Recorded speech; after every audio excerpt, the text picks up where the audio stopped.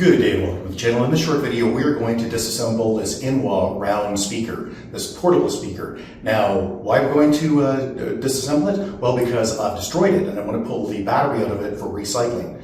But let me explain a little bit more because it's kind of a fun story. So this is an Inwa speaker, although it does come with a lot of different brands. So if you have one of these little round speakers and you want to see what's inside of it, well, let's find out. Yeah, a few weeks ago I was biking along with this connected to my bike, although it does come with a little, hanger that you can put on your belt or off of something else. But in my case, I had it on my bike. And the music got really quiet. And then I realized, oh my, the speaker's gone. I looked down and it's not there. It had popped out of the holder and rolled out into the road when I had gone over a particularly egregious curb in a not very graceful way. And what had happened was a Ford F-250 pickup truck had driven over it.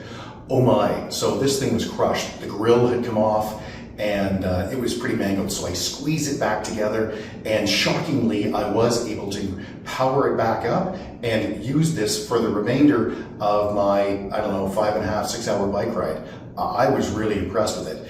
This thing is indestructible. By the way, this is completely unsponsored, so if you find the video useful or interesting, thumbs up would be appreciated. In my case, I've already replaced this with an Apple M208, which is a phone holder, 5,000 milliamp power bank battery, 5-watt speaker, horn, all that other stuff. It's a pretty cool little device. A little link if you're interested in it in the description, but it's really not important. Let's pull this thing apart and see what's in it. Ooh.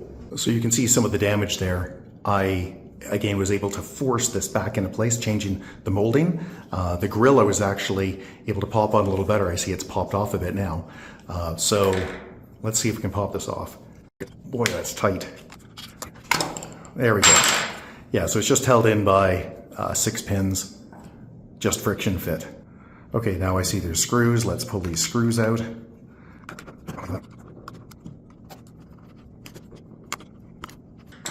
Well, it's popped out already, nice. I was expecting to have to pry this out. Okay, so there's a speaker, there's a cast mount here, circuit board, and there's the battery. And holy crap, look at this. This thing looks to be in good condition. The only reason that power button isn't working right now is because it's too far away from the button inside. If I pushed harder, it would work. No kidding. Actually, all of these buttons are going to work. Wow. I can see the circuit board is broken there, but that's okay. All right, now let's pop out these 4 screws that are around the edge, holding the circuit board down. And that one's not doing anything, it's broken off. Let's pull the board out.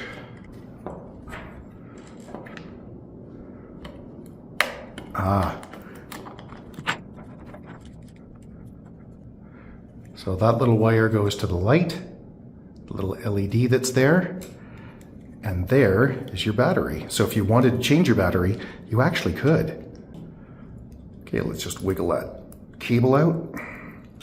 So I have a clip on it holding it. It does not. So this should just pop out nicely. Yep, there we go. Sweet. Okay, then the battery is glued in, but not really, not very hard.